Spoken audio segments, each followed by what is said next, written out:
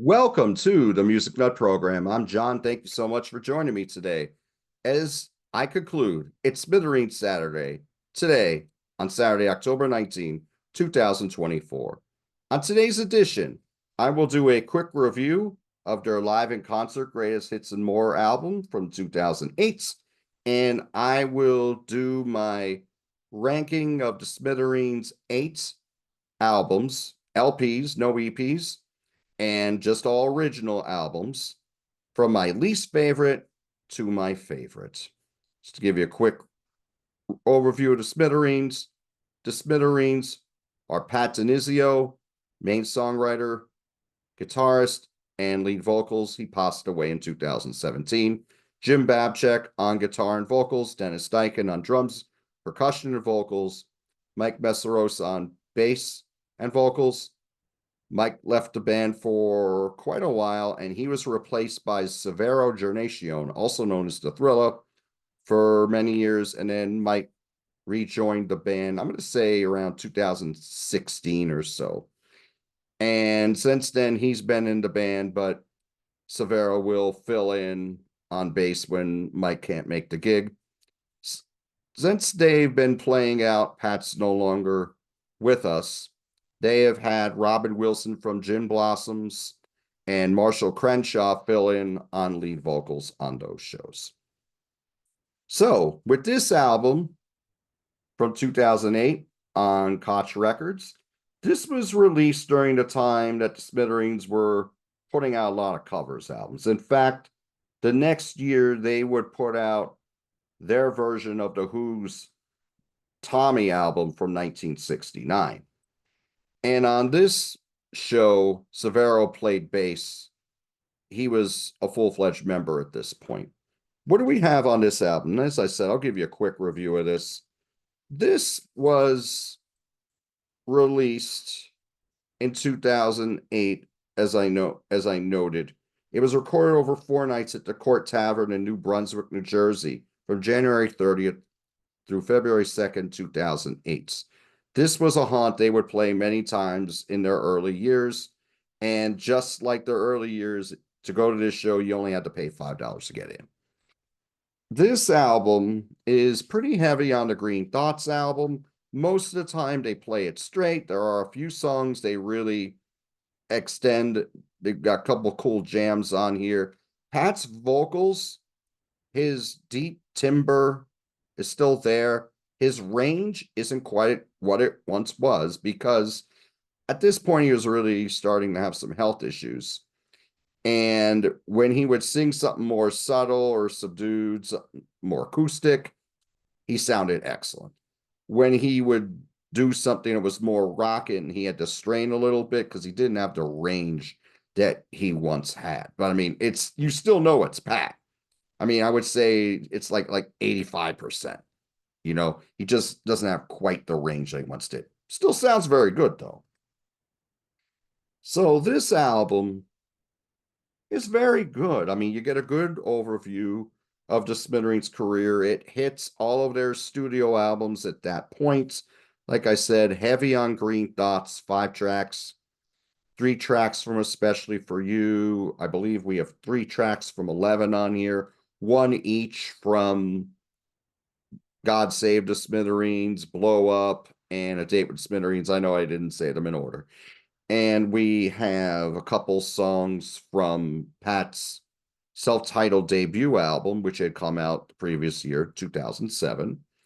We also have a cover of Well, All Right by Buddy Holly, which has been covered by many artists, most notably Blind Faith and Santana. And we also have the theme to Batman, which closes it. But this is a very strong live album. If you're a Smithereens fan, even if you only know the first few albums up through 11, which a lot of people would consider their best, you'll really enjoy this because that takes up the heart of this album, but all the songs here are excellent. Just to let you know, most of the songs, they play it straight, but some of them, they extend out a little bit or they do something different with. Room Without a View is extended because that drum solo that Dennis Dyken does on the 11 album that is actually during the fade out. Here it's extended. It's not a long drum solo that you see at big rock shows or anything, but it extends it out about a minute or so. Only a memory, they extend out a little bit. House We Used to Live In is 11 minutes long. Now, these days, when you go see the Smithereens, they will go into the song Sparks from Tommy, that fantastic instrumental. Here, it's just a long jam, which is really cool. And then, unbeknownst to the rest of the band during these shows, Pat brought out a harmonica and he did a little harmonica solo. And then, around a little after the 8 minute mark, they go into this Indian part, which is really, really cool. I love this version of House We Used to Live In. It is awesome. Other songs on here, Since You Went Away and Any Other Way, they're very close to what the Smithereens would sound like, the Pat solo songs, especially Any Other Way. That's very Smithereens to me with the hooks in it and the 60s feel. Well, All Right is the Buddy Holly one. That one starts acoustic and then it gets electric later on, especially for you. Pat sounds elegant on it. No, we don't have the saxophone on it, but it still sounds fantastic.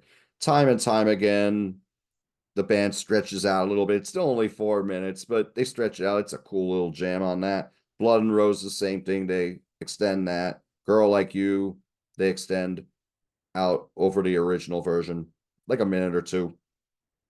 And then Batman Theme, that was a favorite of a lot of garage rock bands back in the 60s. Batman, of course, was the great sitcom. It was on 2 or 3 years in the 1960s. It really gained its stature after the show was over, but it was popular during its time.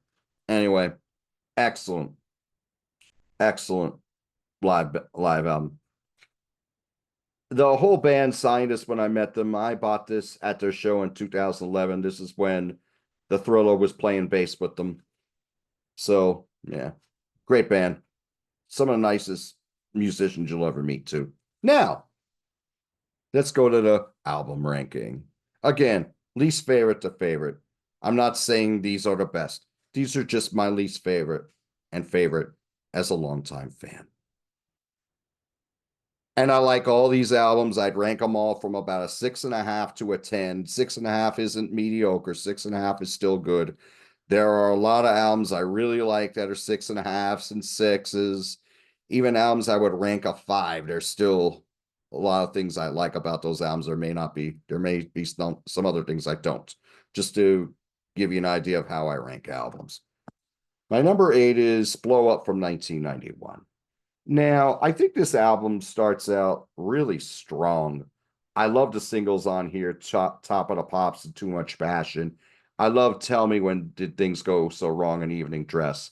After this, it's kind of more of a miss than hit affair, in my opinion. I think Pat's great songs were kind of running out a little bit, but eventually, I think he really got his great craftsmanship back as a songwriter.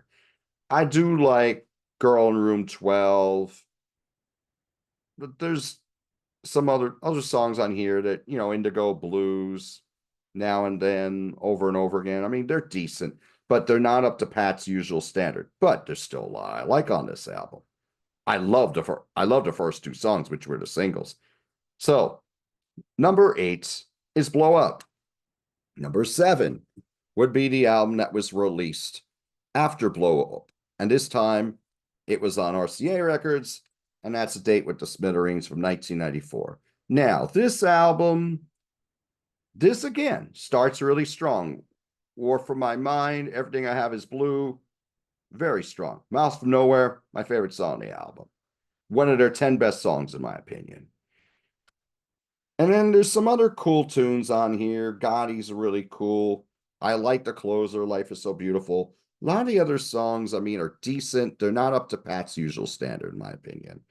But still, there's a lot on here I really like, and there's a few I really love.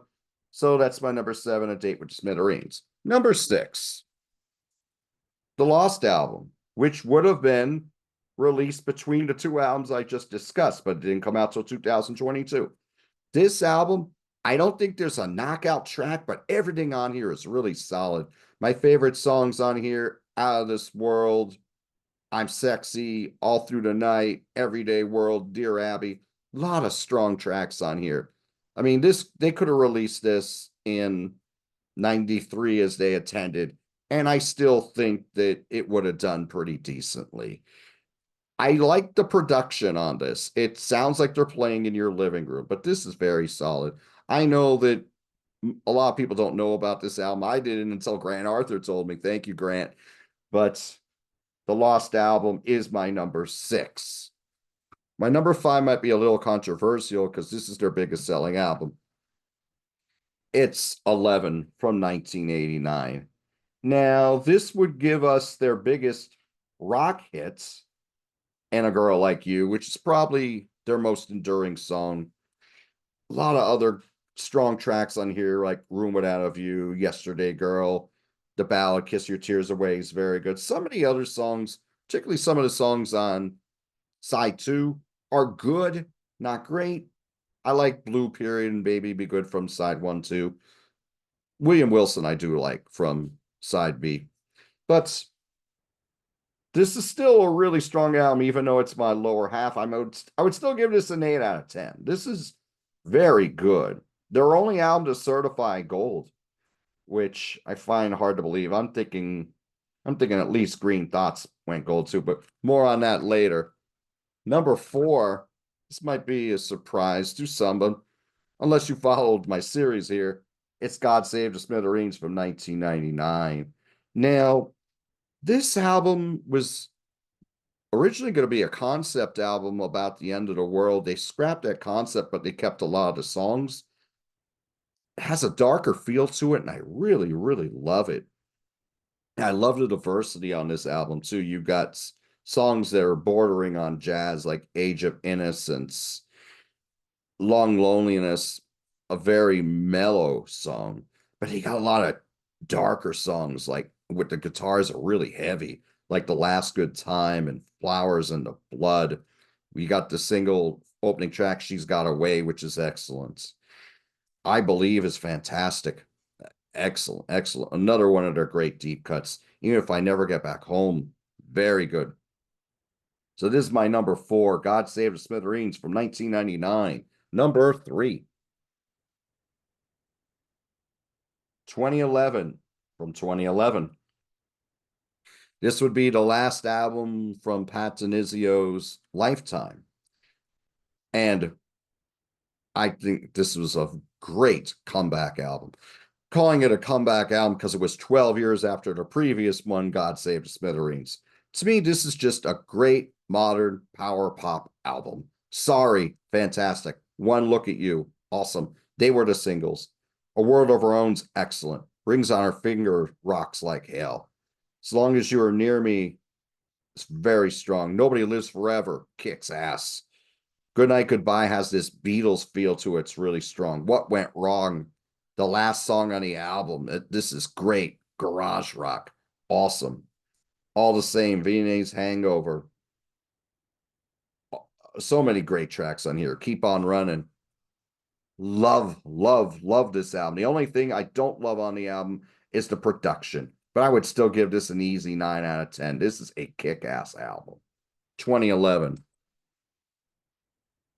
1 and 2 probably are predictable. The question is, what order am I going to go in? Well, Green Thoughts is my number 2. This is from 1988. This is the album that should be gold. If you had this many songs on AOR, Album Oriented Rock Radio, how did this album not go gold? Only a Memory got played to death on AOR, charted on the Hot 100. House We Used to Live In is fantastic. So many of these songs, I mean, 5 of these songs are on the live album I just discussed. They still do a lot of these live today.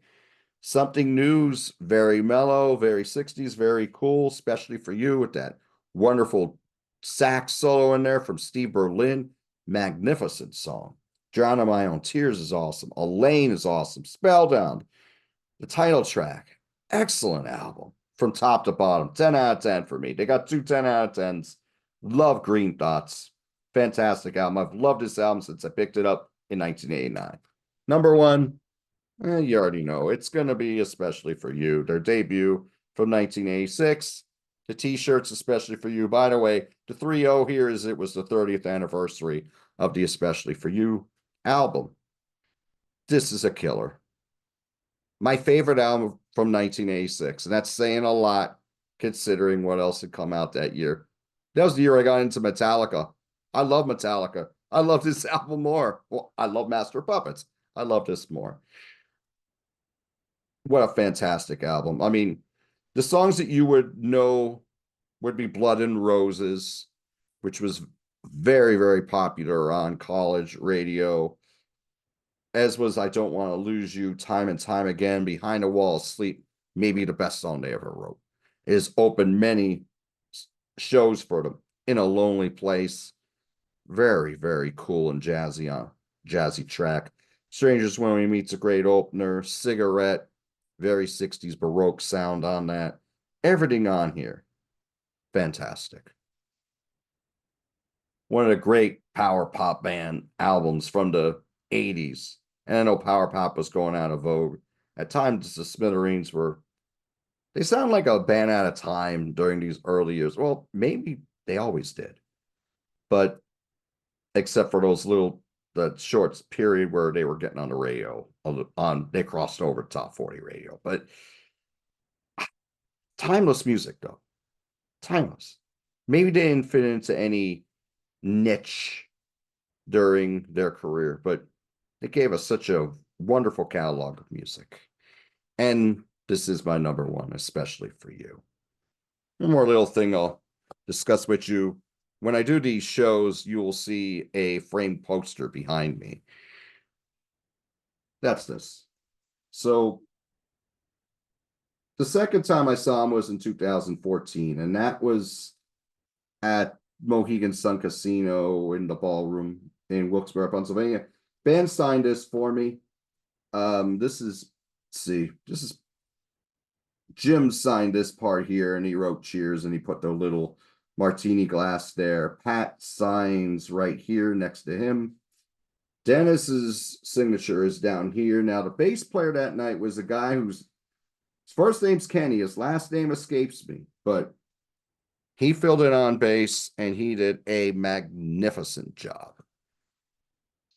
That show was excellent, as were all the shows that I saw when the Smithereens played.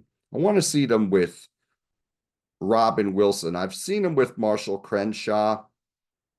I'd like to see him with Robin just to see how they sound. I mean, I don't think they're quite the same without Pat. It's just that Pat just had this charisma. He was a great storyteller. I would like to see how they sound with Robin, though, before I give an opinion on that. So there is the Smithereens catalog. And let's not forget, this was their second EP, Beauty and Sadness. This came out in 1983. You can find this reasonable. It's only 12 minutes, 4 songs. It's pretty cool. So, what did you think of this series? What do you think of the Smithereens music? What are your favorite songs? What are your favorite albums? Have you seen them live? What do you think of them live? What do you think of Pat Denizio as a guitarist? What do you think of Dennis Dyken as a drummer? Is he like Bunny Carlos from Cheap Trick, but only gets 10% of the love? Do you think that Jim Babchek is one of the great unsung guitar players, especially at playing for the song? Do you think Mike Messeros has come up with some fantastic bass lines, which are very memorable? Please put them all in the comments.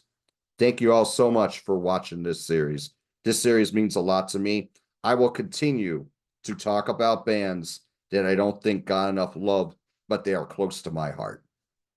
Until I see you all again, do what you love, and I'll talk to you soon.